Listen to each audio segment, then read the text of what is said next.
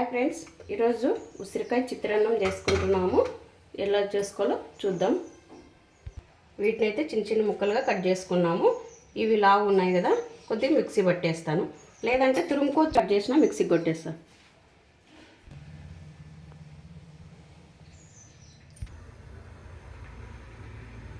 ఇప్పుడు స్టవ్ వెలిగించుకొని బండి పెట్టుకొని ఆయిల్ వేసుకోవాలి.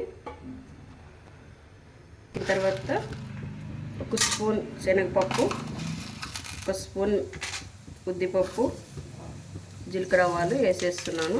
దీంట్లో ఒక ఎండుమిర్చి, కరివేపాకు కూడా వేసుకోవాలి. ఇవి కొద్దిగా దోరగా వేగినాయి కదా, ఇప్పుడు కొద్దిగా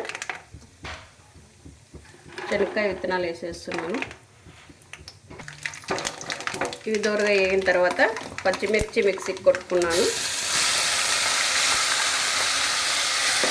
మిక్సీకి కొట్టిన పచ్చిమిర్చి వేసేసి పసుపు వేయాలి. మనకు కలర్కి సరిపోయేంత పసుపు వేసుకోండి. ఇప్పుడు మనకు తగినంత సాల్ట్ వీటిని కలుపుకొని కొద్దిగా పచ్చిమిర్చి వేగనిచ్చుకుంటే సరిపోతుంది. వేగిన తర్వాత మనం మిక్సీకి కొట్టి పెట్టుకున్న ఉసిరికాయ ముక్కలుగా ఉంటే పిల్లలు తినరు, పెద్దలైనా తినరు. అది నోటికి వచ్చేస్తే ఒగరు వచ్చేస్తుంది. దాన్ని మిక్సీకి కొట్టేసుకొని కానీ తురుముకొని కానీ వేసుకుంటే బాగుంటుంది.